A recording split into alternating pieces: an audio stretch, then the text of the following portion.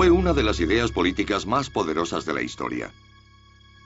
Una nueva fe para una era de escepticismo.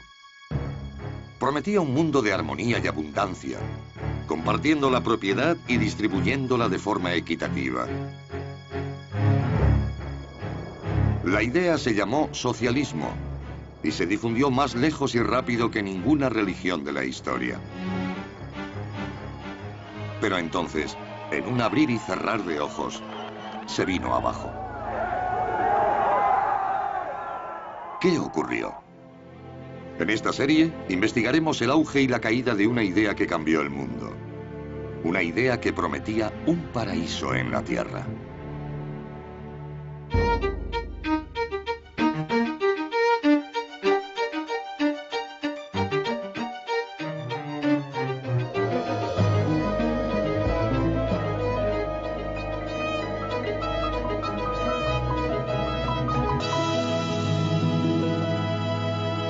Socialismo, el paraíso terrenal.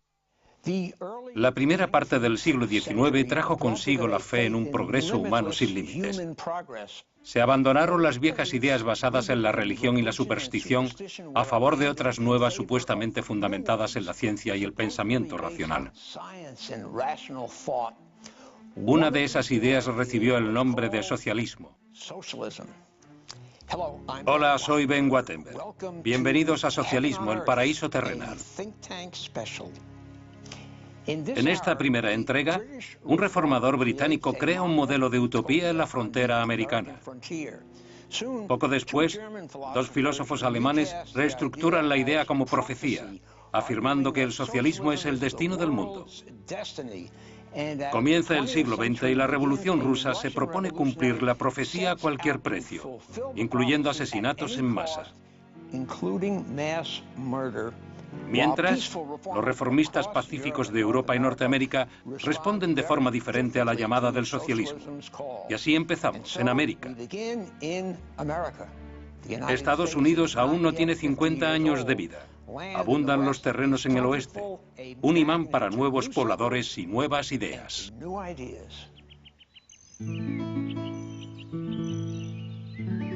Indiana, 1825. A orillas del río Wabash se desarrollaba un gran experimento. Se llamó New Harmony y sería una comunidad de igualdad. Presagiaba una nueva forma de vida y con el tiempo, un nuevo mundo. Su fundador fue un industrial británico llamado Robert Owen y sus seguidores pronto acuñarían un nombre para su visión: socialismo. Cuando Robert Owen llegó a Norteamérica ya era famoso por sus ideas progresistas. Su fábrica de tejidos de New Lanark, Escocia, era la empresa más conocida de la época.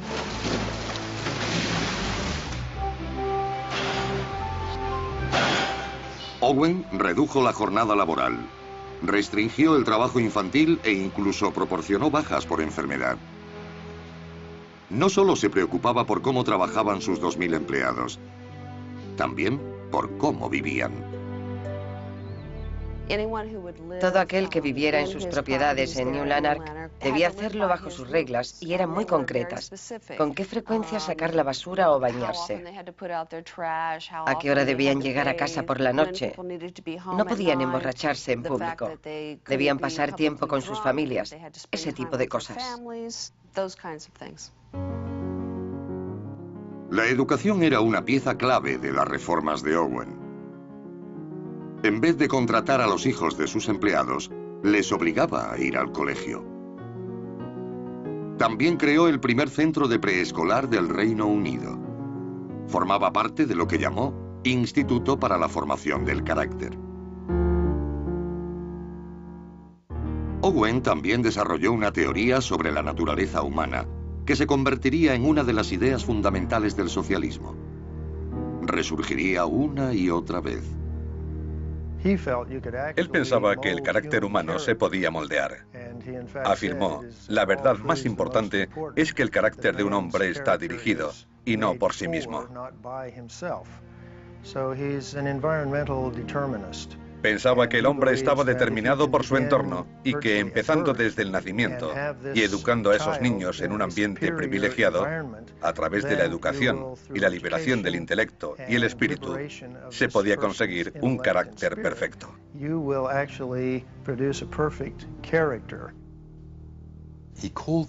Lo llamó el segundo advenimiento de la verdad. Él creía ser el segundo Mesías. Pero a diferencia de Jesús, que solo podía expresar la verdad con parábolas, Owen podía decirla literalmente porque contaba con la ciencia. La gente se tomó a Owen muy en serio. Cuando llegó a América en 1825, se convocó una sesión en el Congreso para escuchar sus ideas. Ante una audiencia que incluía al presidente James Monroe y al futuro presidente John Quincy Adams, Owen anunció que había adquirido un pueblo en Indiana. Allí continuaría el trabajo iniciado en New Lanark, pero esta vez su comunidad sería de verdadera igualdad.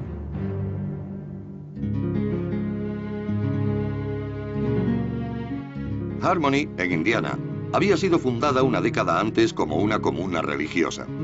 Owen se la compró a George Rapp, el carismático líder de una secta de luteranos alemanes que se marcharon para seguir una de las visiones de Rapp. Dejaron 160 edificios y unas 12.000 hectáreas de terreno fértil. En aquella época, Indiana estaba casi virgen.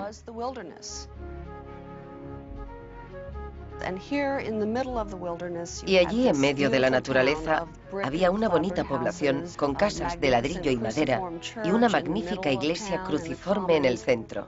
Era muy avanzada. Entonces se la llamó la Atenas del Oeste. El 27 de abril de 1825, Robert Owen dio la bienvenida a 800 personas a la ciudad que había rebautizado como New Harmony.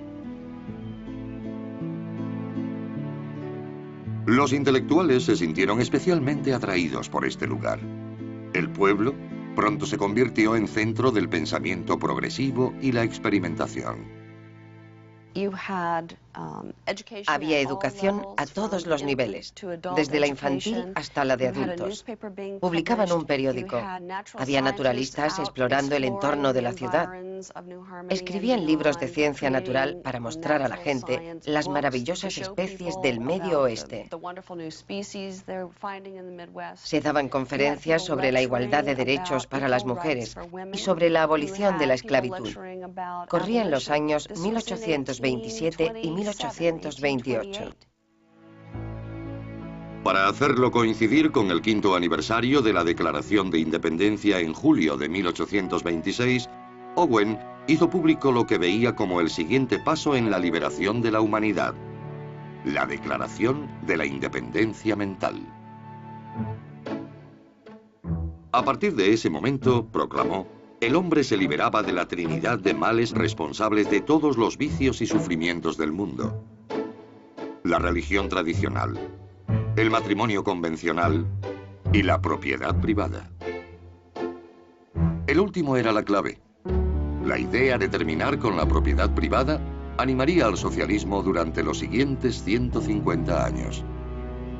I think that Robert Owen arrived slowly at the conclusion. Robert Owen llegó poco a poco a la conclusión de que la propiedad y el beneficio individual estaban minando las oportunidades de crear una nueva sociedad.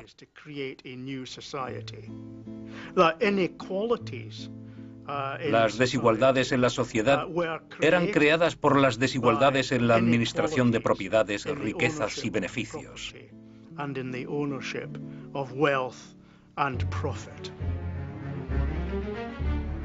Owen no cedió sus propiedades a la comunidad, pero la gente empezó a vivir allí de forma gratuita. Todos los bienes se distribuían en el almacén del pueblo. No era el sistema más eficaz. Un miembro de New Harmony llamado Paul Brown escribió: Incluso las ensaladas eran depositadas en el almacén para repartirlas, dando 10.000 pasos innecesarios y haciendo que llegaran a la mesa en estado lamentable.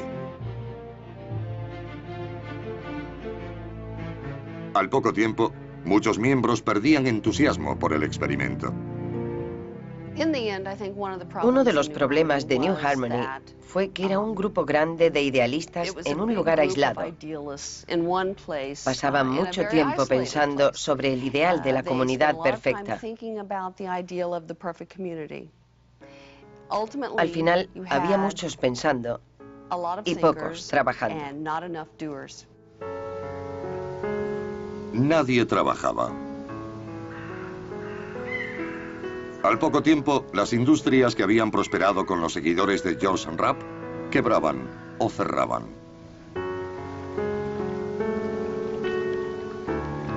Tras 2 años, varias reorganizaciones y 7 constituciones diferentes, el gran experimento de Owen se vino abajo.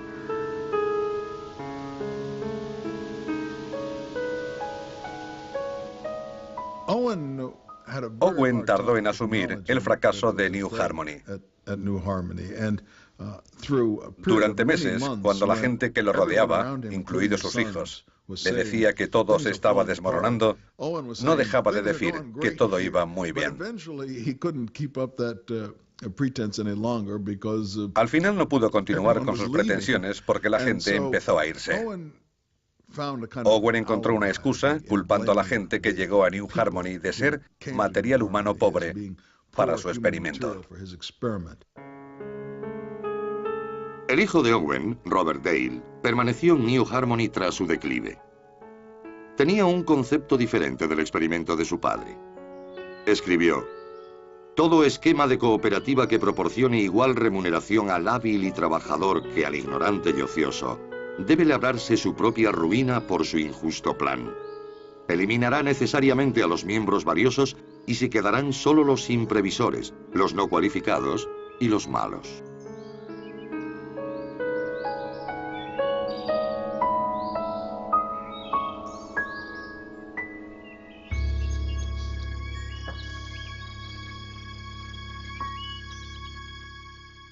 A pesar del fracaso de New Harmony y los otros intentos de poner en práctica el socialismo, la idea continuó generando gran entusiasmo.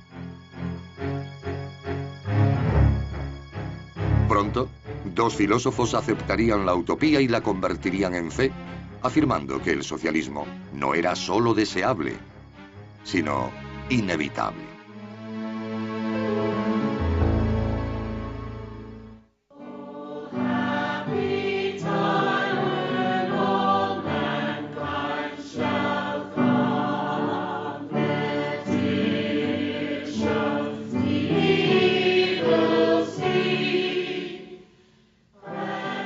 En Inglaterra, Robert Owen y sus seguidores estaban construyendo lugares de reunión para los fieles socialistas.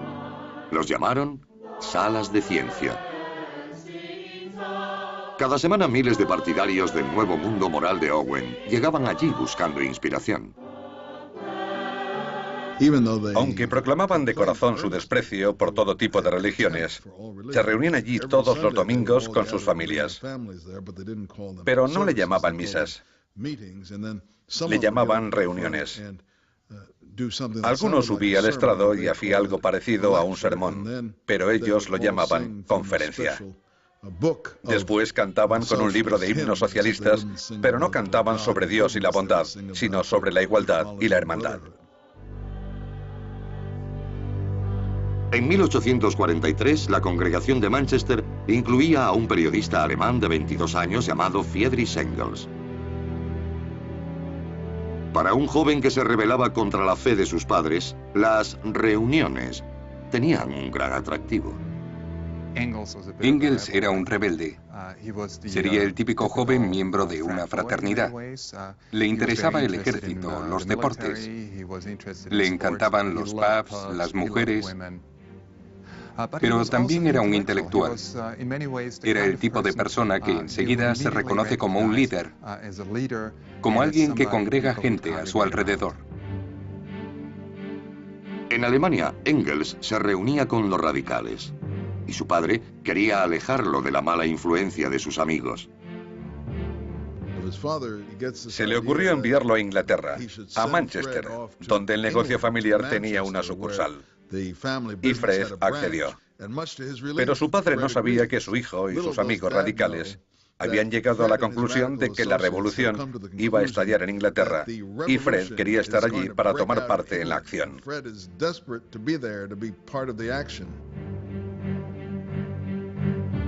Una vez en Manchester, Engels escribió lo que se convertiría en un famoso estudio sobre la clase obrera inglesa durante la Revolución Industrial. Los obreros de 1840 en Inglaterra llevaban una vida miserable. Trabajaban 16 y 18 horas al día. Vivían en condiciones infrahumanas. Proliferaban las enfermedades. Las condiciones de vida estaban muy por debajo de lo que se esperaría incluso en países subdesarrollados. El trabajo infantil estaba a la orden del día. Fue una época lamentable. Engels veía que la clase obrera vivía de forma miserable y al mismo tiempo imaginaba su salvación si la historia proporcionaba un campo de cultivo para la revolución. Comprendió que antes o después los obreros verían que la historia jugaba a su favor y que por lo tanto los radicalizaría. Una vez radicalizados, los obreros ya no se verían pasivamente como víctimas del capitalismo e intentarían cambiar esa situación. Engels empezó a colaborar en el Nuevo Mundo Moral de Owen y otras publicaciones radicales. Entre ellas había un periódico editado por un hombre de 25 años que había formado parte del círculo de radicales del joven Fred en Alemania, Karl Marx. De joven, Marx era muy carismático. Tenía un estilo imponente y un gran genio para la teoría. Donde otros veían un significado, Marx veía un significado dentro de otro y este dentro de otro mayor. Sus colegas lo miraban asombrados y decían, este es el gran genio que puede resolverlo todo.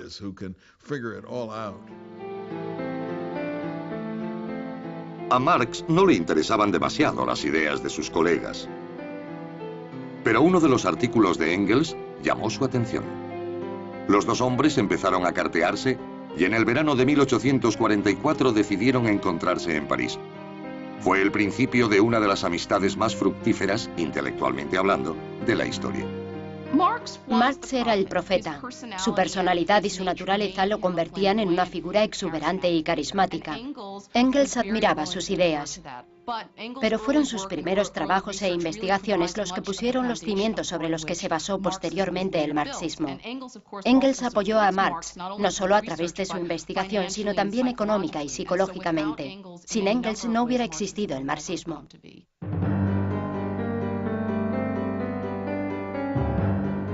En enero de 1848, estudiantes y obreros tomaron las calles de Palermo.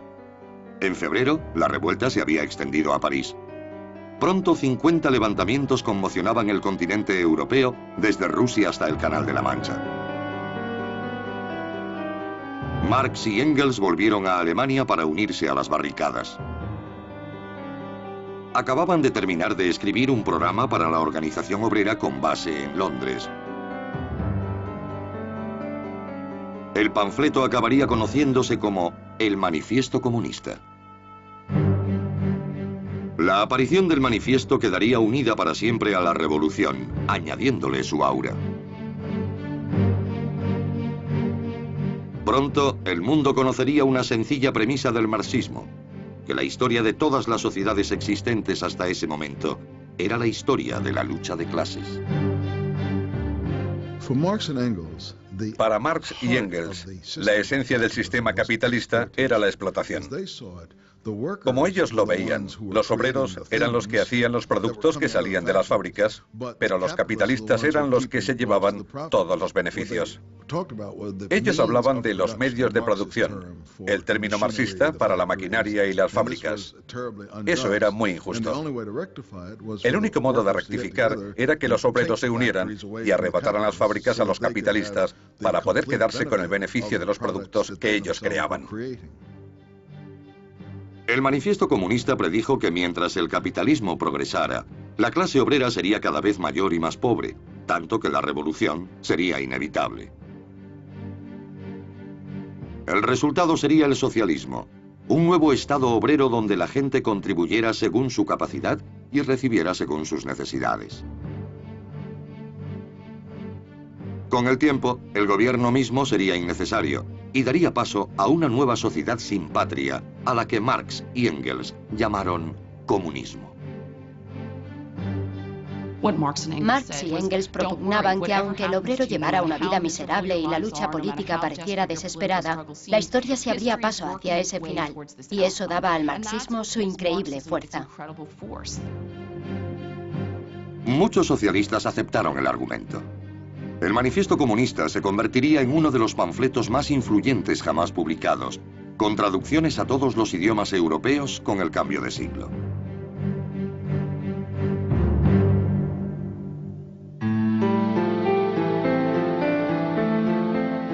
Pero el manifiesto era solo un resumen. Marx se puso a trabajar en un volumen que explicara una teoría completa del socialismo. En 1851, Marx escribió a Engels que esperaba terminarlo en 5 semanas. Pero 5 semanas se convirtieron en 5 años, otros 5 y después 5 más. Mientras, Marx dependía económicamente de Engels. La única vez que Marx consiguió un trabajo fue como corresponsal del New York Tribune, pero no hablaba inglés, por lo que no podía escribir los artículos en ese idioma. Engels sí lo hablaba, así que hizo de negro de Marx un buen número de años, hasta que alcanzó el nivel necesario para escribirlos él mismo. Marx tardó casi 20 años en terminar su obra maestra. En 1867 acabó el primer volumen de El Capital, prometiéndole más volúmenes. El libro pronto sería aclamado como un gran avance en el pensamiento político y económico. En el desarrollo científico de la época, y hablamos del siglo XIX, Marx había logrado, al menos para muchos socialistas, lo que Darwin había conseguido en la biología. Había puesto al descubierto las leyes económicas que regían el capitalismo. Y en ese sentido, había desvelado el motor de la historia, el desarrollo económico.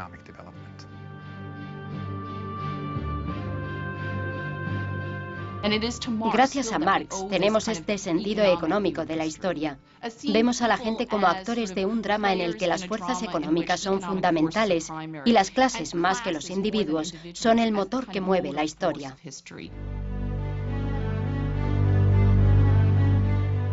Engels sobrevivió 12 años a Marx. Gracias en gran parte a su trabajo de relaciones públicas, el marxismo se extendió a los movimientos obreros de Alemania y de toda Europa. Pero cuando Engels murió en 1895, los socialistas más perspicaces empezaron a ver grietas en la doctrina marxista. A finales del siglo XIX, la teoría marxista tenía ya 50 años. Pero no se hacía realidad. Los obreros no eran más pobres y no llegaba la revolución.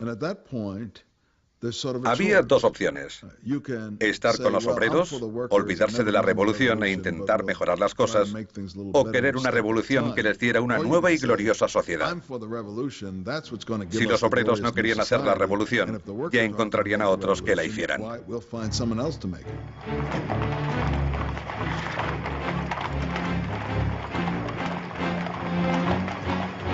Mientras el siglo XIX llegaba a su fin, dos hombres muy diferentes defenderían cada una de las opciones. El movimiento se dividiría en dos.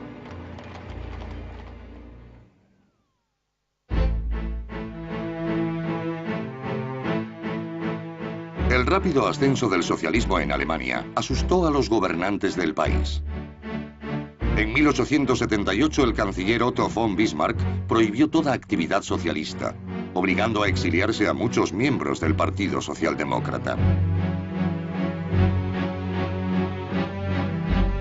Entre ellos, un joven bancario de nombre Edward Bernstein. Pronto se convirtió en director del periódico clandestino del partido, primero en Suiza y después en Londres. Cuando Bernstein llegó a Inglaterra, se puso en contacto con Marx y Engels, que a su vez se entusiasmaron con sus ideas. Cuando murió Marx, Engels pidió a Bernstein que hiciera un cuarto volumen de El Capital con las notas de Marx. Cuando Engels murió, también le pidieron ser uno de sus albaceas. Estuvo muy unido a estos dos hombres y en el periodo posterior a sus muertes fue considerado uno de los socialistas internacionales más importantes. Pero Bernstein vivió una era muy diferente a la de sus mentores. Los modos de vida estaban cambiando, y no precisamente como había predicho Karl Marx. Bernstein no tardó en empezar a cuestionarse su fe en el marxismo. Pensaba que el capitalismo estaba evolucionando hasta incluir cada vez más a la clase obrera. Tenía pruebas empíricas que demostraban que la clase obrera no era cada vez más pobre. Por lo tanto, demostró que la visión marxista estaba equivocada en algo.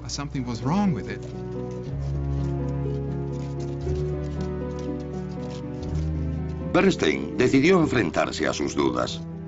Escribió: "Esto no puede continuar. Es absurdo intentar reconciliar lo irreconciliable. Hay que dejar claro en qué estaba equivocado Marx y en qué no".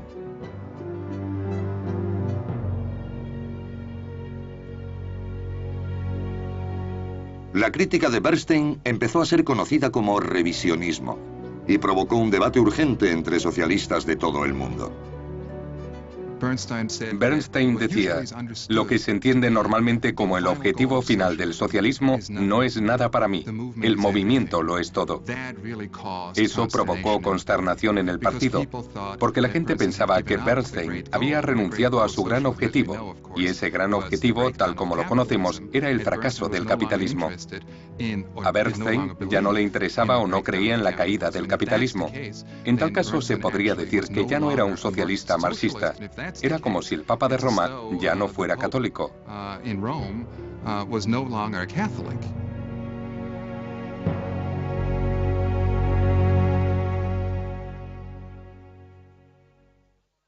A miles de kilómetros, un hombre de 29 años seguía el debate exiliado en Siberia. Su respuesta a las críticas de Bernstein cambiaría para siempre la faz del socialismo. Su nombre, Vladimir Ilyich Ulyanov, más conocido por su nombre de guerra, Lenin. Lenin probablemente fue el mayor adicto al trabajo de Rusia, un país que no se caracterizaba por trabajar. Pero él se esforzaba. Era muy inteligente. Tenía una gran confianza en sí mismo y creía saber a ciencia cierta lo que era bueno para todo el mundo, y en especial para el futuro de su país. Cuando Vladimir tenía 17 años, su hermano mayor, Sasha, fue ejecutado por planear el asesinato del zar Alejandro III. Fue el comienzo de su carrera hacia la acción revolucionaria. Después de ir a la universidad, participó en una manifestación no política. Iba en contra de algunas normas de la universidad. Cuando fue arrestado y se descubrió que era el hermano pequeño del terrorista ejecutado, fue expulsado de la universidad. Era un gran estudiante, así que tuvo que pasar varios años de inactividad. Vladimir fue desterrado a la casa de campo familiar. Allí empezó a leer la literatura radical que había dejado su hermano ejecutado. Leyó a varios revolucionarios rusos, a Karl Marx, y llegó a la conclusión de que era importante crear un nuevo sistema socialista en Rusia, como pensaba su hermano. Los revolucionarios tenían que aprender a hacerse más fuertes, a convertirse en héroes que lo dieran todo por salvar a Rusia, como lo había hecho su hermano.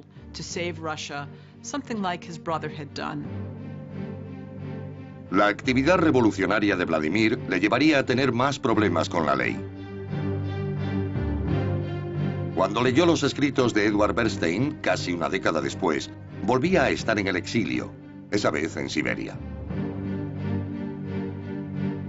Su vida giraría entonces en torno a un solo objetivo: la revolución. Lenin solía estar furioso. Era su personalidad. Bernstein le enfurecía, pero a diferencia de otros, se dio cuenta de que tenía razón, de que los obreros no iban hacia la revolución. Cuando Lenin volvió del exilio, su hermano menor fue a buscarlo a la estación de tren. Dmitri Ulyanov recordaría después el primer tema que salió de los labios de su hermano: la necesidad de refutar a Bernstein. Pronto estableció una idea radicalmente diferente de qué hacer si los obreros no iban a la revolución. Lenin desarrolló muy pronto lo que yo llamaría una política basada en la ausencia de confianza. Si no se puede esperar que los obreros hagan una revolución, ¿en quién confiar?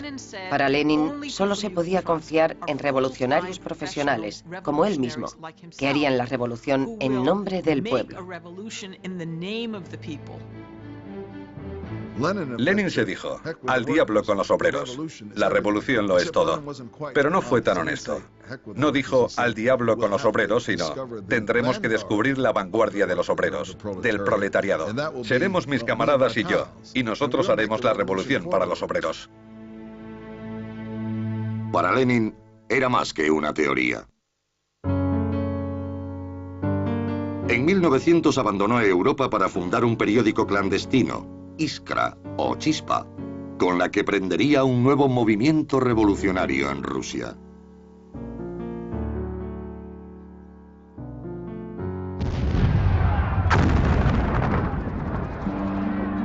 En el verano de 1914, 50 años de paz en Europa llegaban a un sangriento final.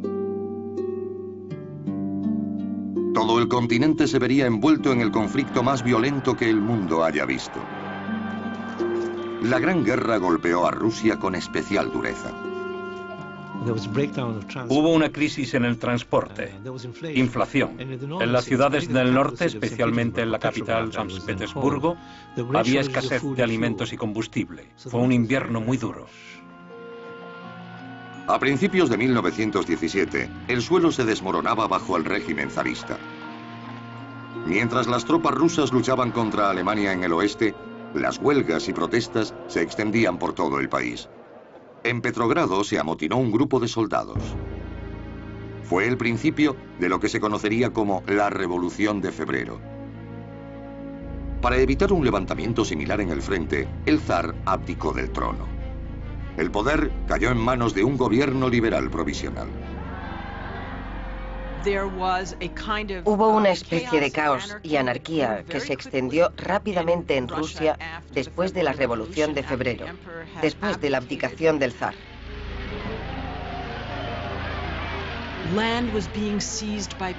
La tierra había sido tomada por los campesinos.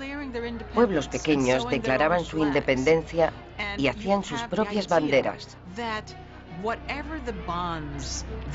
Parecía que todos los vínculos que unen a la sociedad, el miedo, la lealtad, la tradición, se desvanecían y Rusia se desintegraba en pedazos. Muchos socialistas rusos dieron la bienvenida al nuevo gobierno liberal, pero no Lenin. Había vivido en el exilio en Europa durante casi 15 años, a veces incluso viajando disfrazado. Había trabajado para reforzar y formar un nuevo partido en Rusia, el bolchevique, ordenando incluso robos a bancos y extorsionando para financiar las actividades del partido. Ahora veía la oportunidad que estaba esperando. El 25 de octubre de 1917 los bolcheviques atacaron.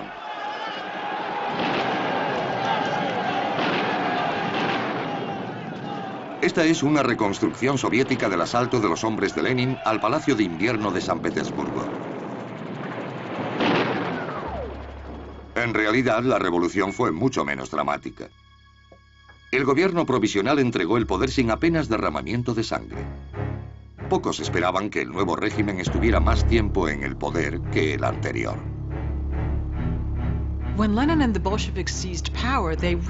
Cuando Lenin y los bolcheviques tomaron el poder, eran una minoría. Casi inmediatamente, el régimen bolchevique se vio envuelto en una guerra civil que ganó militarmente, pero que también ganó porque los bolcheviques habían usado bien la propaganda para conquistar lo que hoy podríamos llamar los corazones y mentes del pueblo ruso.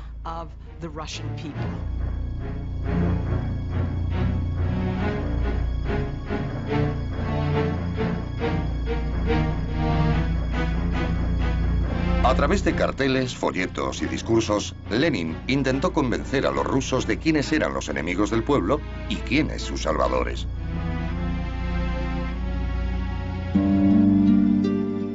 Pero Lenin no se quedó en la propaganda. Los enemigos del pueblo recibieron su merecido, incluidos sacerdotes, agricultores ricos y oponentes políticos. Lenin comenzó con Nicolás II, el último zar de Rusia. Él, su esposa, sus 5 hijos, su médico, sus criados, todos fueron asesinados. Después mutilaron los cuerpos y los quemaron. Los restos fueron enterrados en una fosa que se descubrió hace pocos años. Después, en agosto de 1918, un revolucionario que creyó que Lenin había traicionado a los rusos le disparó hiriéndolo casi mortalmente. Lenin y sus secuaces decidieron llevar a cabo el terror rojo. Fue algo terrible.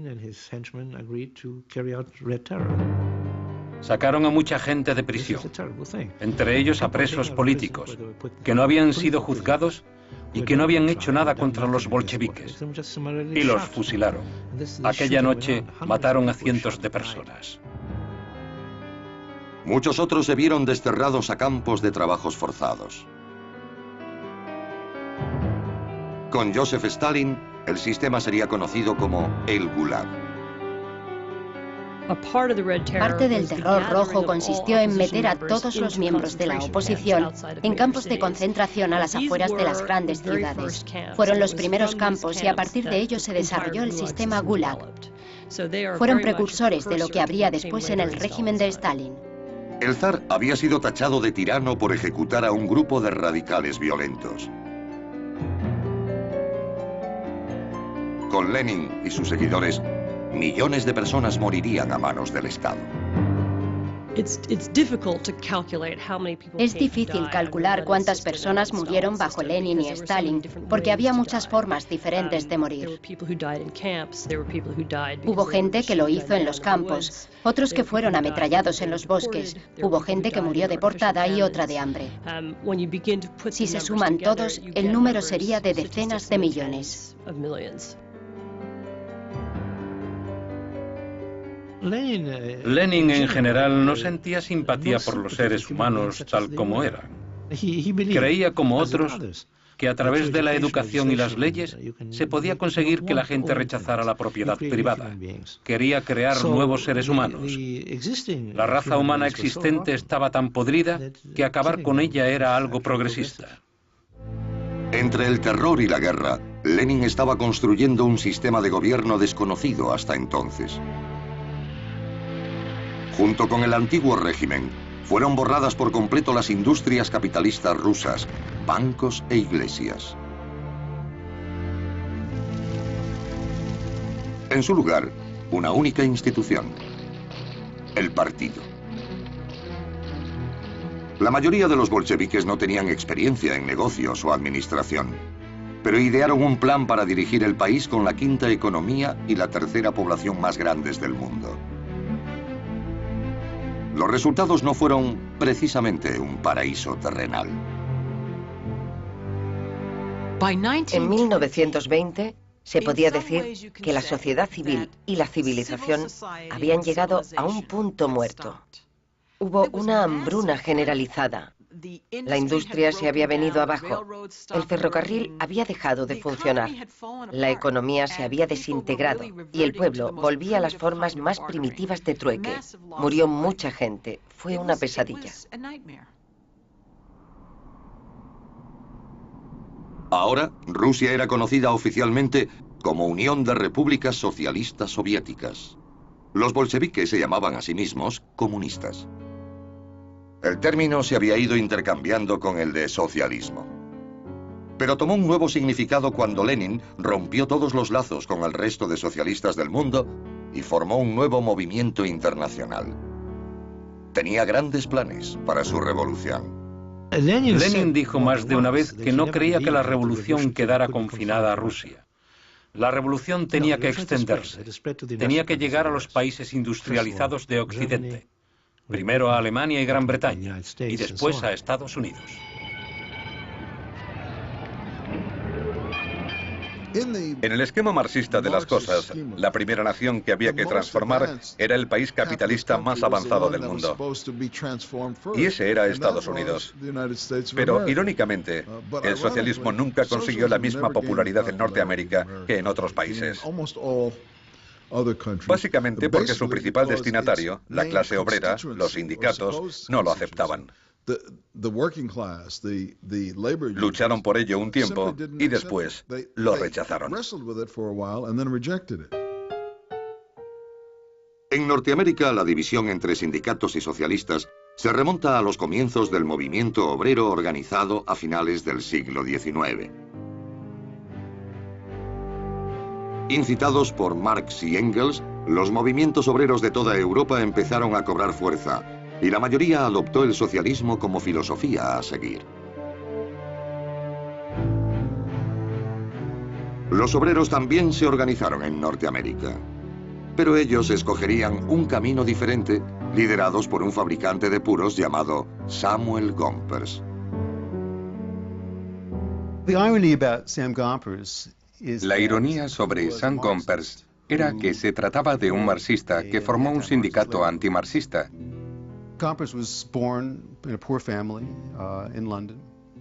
Gompers había nacido en una familia pobre en Londres y se había mudado a Estados Unidos en la adolescencia. Trabajó en la fabricación de puros y siempre había sido socialista. Había leído a Marx, a Engels y a otros clásicos del socialismo europeo. Creía que el mejor modo de organizar a los obreros para que exigieran su emancipación, la mejor manera de lograr el socialismo, era fortaleciendo los sindicatos. Gompers rechazaba la idea de que los obreros necesitaran intelectuales radicales para ayudarles a lograr sus objetivos. Creía que las mejoras para los obreros debían llegar fundamentalmente a través de ellos mismos. Veía el peligro de hacer complicadas alianzas con intelectuales que no entendían que experimentar con el movimiento obrero era experimentar con la vida humana.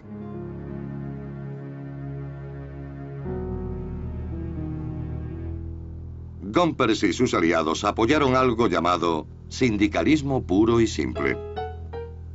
Significaba usar las huelgas y boicots para luchar por un mejor salario y beneficios, en vez de acciones políticas para crear un nuevo sistema. En 1866, Gompers ayudó a fundar la Federación Americana del Trabajo, la AFL, uniendo a sindicatos de todo el país. Como primer presidente de la AFL, su salario sería menor del que conseguía haciendo puros. El liderazgo de Gompers sobre los obreros norteamericanos sería desafiado por socialistas de dentro y fuera de la AFL. En 1901, algunos de ellos se unieron para formar el Partido Socialista de América. Al timón del partido estaría su rival, un hombre del mundo del ferrocarril llamado Eugene Debs. Debs es un personaje fascinante porque es uno de los candidatos perennes que se presentó 5 veces a la presidencia por el Partido Socialista. En 1916 consiguió su mayor éxito, un escaso 6% de los votos, pero era una figura muy popular y carismática, mucho más que Gompers. Gompers esperaba poder trabajar con Debs, pero terminó llamándole apóstol del fracaso. Se había implicado en el Sindicato de Occidente, después en el Sindicato Americano y en el IWW. Gompers pensaba que cualquier intento de organizar un sindicato rival era en realidad hacer el trabajo a los patronos. porque habría sindicatos enfrentados. En 1903, la Federación Americana del Trabajo representaba a más de 1,5 millones de afiliados y se había convertido en una fuerza a tener en cuenta en la vida norteamericana. En la convención de la AFL de ese año, Gompers se separó de sus antiguos aliados. Quiero deciros, socialistas, que llevo 30 años estudiando vuestra doctrina, que he estado asociado con muchos de vosotros. Quiero deciros que estoy en total desacuerdo con vuestra filosofía. Económicamente es poco sólida, socialmente está equivocada e industrialmente es imposible.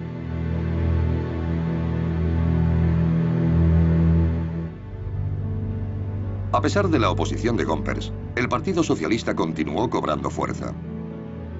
Sorprendentemente, el partido consiguió más apoyo entre los campesinos que entre los obreros de la industria. Uno de los mayores centros de apoyo al socialismo fue Oklahoma. Eugene Debs consiguió más del 16% de los votos aquí en 1912. Pero la entrada del país en la Primera Guerra Mundial significó un momento crucial para el partido. En la Primera Guerra Mundial, los socialistas de todo el mundo tuvieron que decidir si apoyaban en la guerra a sus países o a la Fraternidad Socialista Internacional, oponiéndose a la guerra entre obreros. Y el Partido Socialista Norteamericano, a diferencia de los partidos europeos, decidió oponerse al gobierno americano y a la Primera Guerra Mundial. Y la mayoría de los sindicalistas, con Gompers a la cabeza, apoyaron la guerra. Los socialistas más moderados abandonaron el partido y trabajaron con Gompers en la AFL. Los más radicales hablaron en contra de la guerra y fueron arrestados. Eugene Debs fue detenido en 1918 y condenado a 10 años de cárcel. Cuando salió en 1921, cuando fue indultado, el Partido Socialista era un pequeño reducto. El partido nunca recuperó su fuerza previa a la guerra, ni siquiera durante la Gran Depresión. Gompers y la Federación Americana del Trabajo, la AFL-CIO, habían conseguido ser la principal voz de los obreros americanos.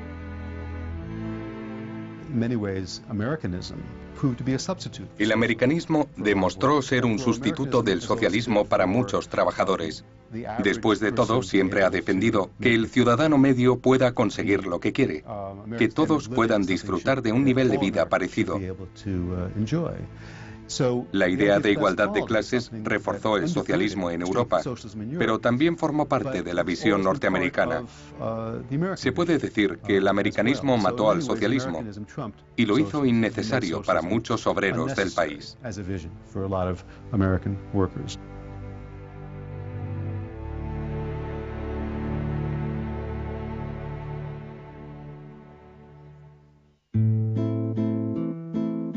Pero el socialismo encontraría su hueco en Norteamérica.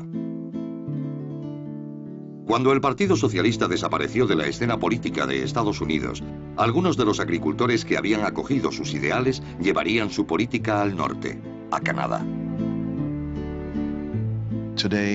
Hoy los estadounidenses piensan en Canadá como un lugar más radical y más socialista. La ironía es que los primeros políticos socialistas canadienses, los primeros intelectuales, eran de allí. La gente ha olvidado eso. El socialismo del que se habla en Canadá fue importado de Estados Unidos. Entre 1898 y 1915, casi 1 millón de personas emigraron de Estados Unidos a Canadá. Atraídos por tierras baratas, la mayoría se estableció en las provincias del occidente canadiense de Alberta, Saskatchewan y Manitoba, la última frontera de Norteamérica. Llevaron sus conocimientos para vivir de la tierra y una serie de convicciones políticas enraizadas en la experiencia. Los agricultores de las praderas de Canadá y de las grandes llanuras de Estados Unidos sufrieron los mismos problemas en la última parte del siglo XIX. Se sentían extorsionados por los ferrocarriles y por los banqueros. Pensaban que las condiciones del mercado iban contra ellos. En vez de verlo como fuerzas impersonales, lo tomaron como algo personal y vieron a los banqueros, a los hombres del ferrocarril y a los abogados como su enemigo. Con el cambio de siglo, la forma de protestar consistía en pedir la nacionalización de las cosas. Como las instituciones se resistían, el movimiento lógico era la radicalización. En Canadá se radicalizaron de la misma forma y con la misma gente y organizaciones que en Estados Unidos. Debemos enfatizar que estas organizaciones no empezaron en Canadá, sino en Estados Unidos.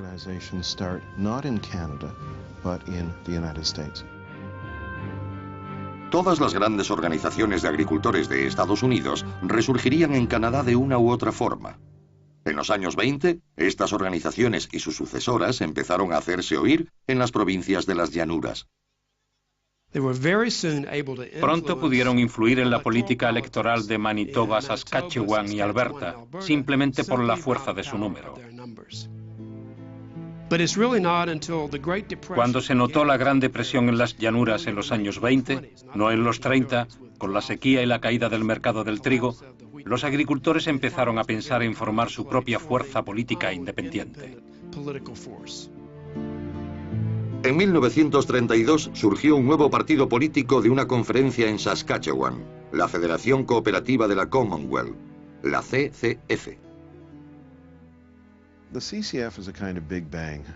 La CCF tuvo un gran impacto entre los agricultores radicales, sindicatos e intelectuales socialistas. También se dejó sentir en universidades y en iglesias protestantes.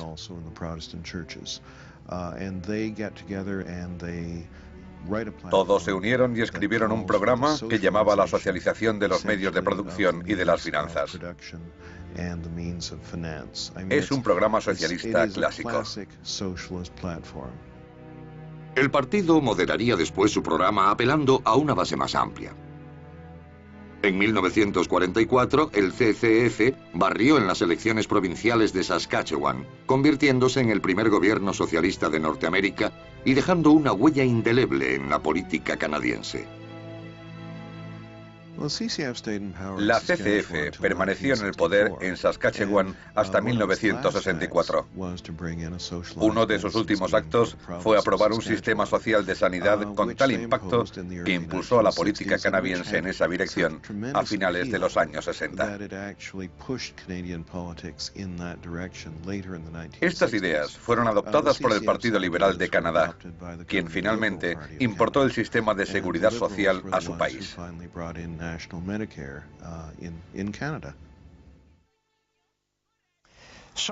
El socialismo encontró más partidarios en Canadá que en Estados Unidos. En 1962, el CCF se convirtió en el nuevo Partido Democrático. Sigue siendo socialista en sus convicciones y una fuerza importante en la política canadiense. En Norteamérica, algunas de las ideas propugnadas por los socialistas encontraron su hueco en la corriente dominante. Ideas como el seguro de desempleo, la seguridad social y la jornada laboral de 8 horas. Pero el socialismo en sí mismo nunca tuvo éxito. No se pierdan el segundo episodio de Socialismo, el paraíso terrenal. Gracias, soy Ben Wattenberg. En el siguiente capítulo, de China a Gran Bretaña, de Israel a África, una nueva generación de líderes da vida a visiones radicalmente diversas, mientras el socialismo llega al poder por todo el mundo.